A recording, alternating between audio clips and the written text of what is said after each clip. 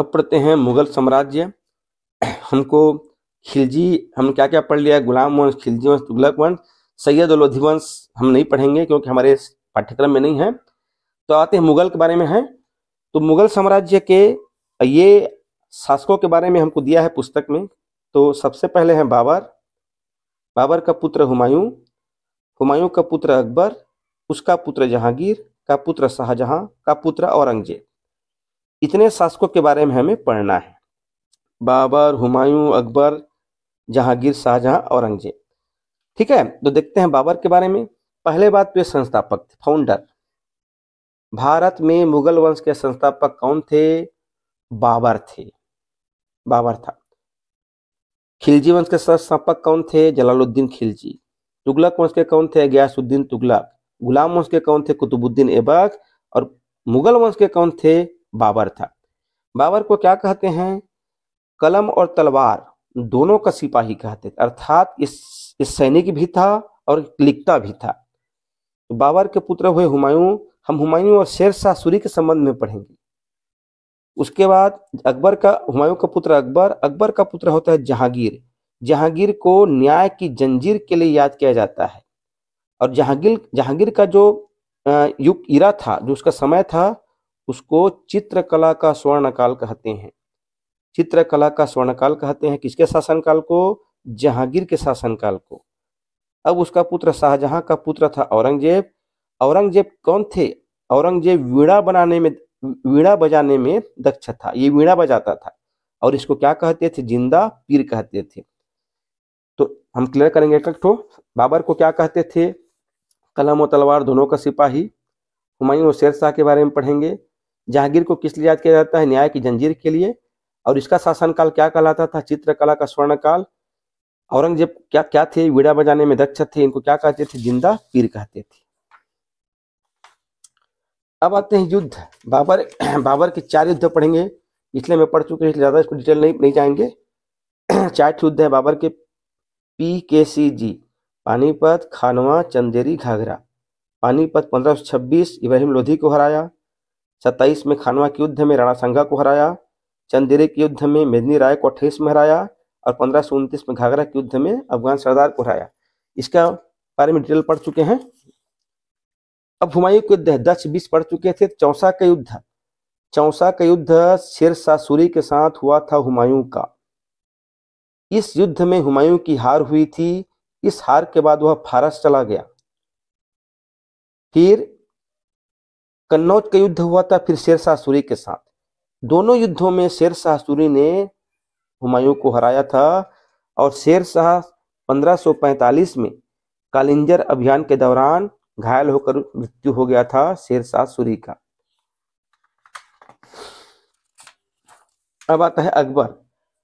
अकबर के युद्ध देखेंगे तो पहले बाबर के 4 युद्ध, पानीपत, खानवा, चंदेरी और घाघरा। उसके बाद हुमायूं का चौसा के युद्ध और कन्नौज। अकबर का युद्ध था पानीपत का द्वितीय युद्ध 1556 में। कब हुई थी ये युद्ध? 1556 में। इसके वर्चस्व हुई थी? हिंदू सम्राट था हेमू। पानीपत का पहली लड़ाई इब्राहिम लोधी के साथ बाबर का हुआ था। और अकबर का युद्ध हुआ था पानीपत का द्वितीय युद्ध 1556 में। कौन था विपक्ष में? हेमू था, हेमू। ठीक है, तो अब नीतियां क्या क्या थी इसका? अकबर की क्या क्या नीति थी भारत में?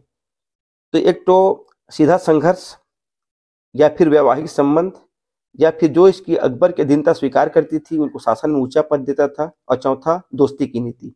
अकबर की नीतियां थी। साम्राज्य, कश्मीर, अहमदनगर से काबुल से बंगाल तक। रानी दुर्गावती गोंडवाना या गड़ा कटंगा की शासिका थी। राजधानी चौरागढ़ थी। इनके पुत्र का नाम वीर नारायण सिंह था। मुगल सेनापति आसफ खां के नेतृत्व में गड़ा कटंगा पर आक्रमण हुआ तो रानी दुर्गावती ने स्वयं छाती में कटार भोंककर शहीद हो गई थी। अब आते हैं जहांगीर। तो ये मोस्ट है, जहांगीर ने सिक्कों के 5वें गुरु, ये मोस्ट पूछता है इसको, सिक्कों के 5वें गुरु अर्जुन देव को फांसी लगवा दी थी। सिक्कों के 10 गुरु हुए, तो सिक्कों के जो 5वें गुरु थे गुरु अर्जुन देव, उनको फांसी लगवा दी थी। कारण था खुसरो के सहायता करने के कारण सिक्कों के 5वें गुरु अर्जुन देव को जहांगीर ने फांसी लगवा दी। अब आता है शाहजहां। शाहजहां ने 1633 में अहमदनगर को साम्राज्य में मिला लिया। अब आता है शाहजहां के बाद औरंगजेब। देखिए, औरंगजेब ने सिखों के 9वें गुरु तेग बहादुर की हत्या करवा दी। अब यहाँ हम कंफ्यूज नहीं होना है। औरंगजेब का दादा है जहांगीर, तो जहांगीर के समय 5वें गुरु और औरंगजेब के समय 9वें गुरु। अब जो पहले है उसके समय में पहले आएगा, तो जहांगीर के समय में 5वें गुरु अर्जुन देव और औरंगजेब के समय में 9वें गुरु तेग बहादुर की हत्या करवा दी। अब 1669 में जाटों के मध्य संघर्ष हुआ, इसने जाटों का दमन किया। अब आता है स्थापत्य कला। तो बाबर बगीचों का शौकीन था और भारत में इसने मुगल शैली के कई बगीचे बनवाए। अब बाबर के बेटा हुमायूं, दिल्ली में हुमायूं का मकबरा है। इसके समकालीन शासक था शेर शाह। सासाराम के थे शेर शाह में साम्राज्य थे इनका। तो शेर शाह ने, अब इनके बारे में, शेर शाह के बारे में पढ़ेंगे। हुमायूं के समकालीन शासक थे शेर शाह। शेर शाह कौन थे? तो शेर शाह, इन्होंने सबसे पहले तो ग्रांड ट्रंक रोड का निर्माण कराया था। इसको पूछता है, शेर शाह ने क्या निर्माण कराया था? तो ग्रांड ट्रंक रोड का निर्माण कराया था। कहाँ से? बंगाल से पेशावर तक। भारत में सबसे पहले डाक सेवा की व्यवस्था किसने की थी? तो शेर शाह ने की थी। किसने की थी? शेर शाह ने की थी। बाद में फिर लॉर्ड डलहौजी ने भी इस पर कार्य किया था, डाक सेवा पर। उसके बाद सासाराम में अपने लिए एक भव्य मकबरा बनवाया था। कौन? शेर शाह ने। अब शेर शाह ने फिर 2 सिक्के जारी किया था, तांबे का दाम और चांदी का रुपया। देखिए, इल्तुतमिश के समय टका और जीतल, ठीक। गयासुद्दीन तुगलक ने क्या किया था? चांदी की जगह तांबा या कांसा का सिक्का चलाया, तांबे या पीतल का। और इसके बाद आ गया है हम लोग, इसके शेर शाह, इन्होंने तांबे का दाम और चांदी का रुपया सिक्का चलाया। ठीक है, कंफ्यूज नहीं होंगे। और इनके जो भू सुधार कार्य थे, लैंड रिफॉर्म, वो क्या क्या थे? राजा टोडरमल, बाद में राजा टोडरमल अकबर की भी सहायता की, अकबर के दरबार में थे। तो राजा टोडरमल द्वारा सहयोग, भूमि की नाप पटवारी द्वारा नाप की इकाई गज। इन्होंने एक कबूलियत प्रथा की शुरुआत की थी। किसने? शेर शाह ने। तो बाबर बगीचों का शौकीन था। हुमायूं, दिल्ली में हुमायूं का मकबरा है। हुमायूं के समकालीन कौन थे? शेर शाह थे। ग्रांड ट्रंक रोड, डाक सेवा की व्यवस्था, सासाराम में अपने लिए मकबरा।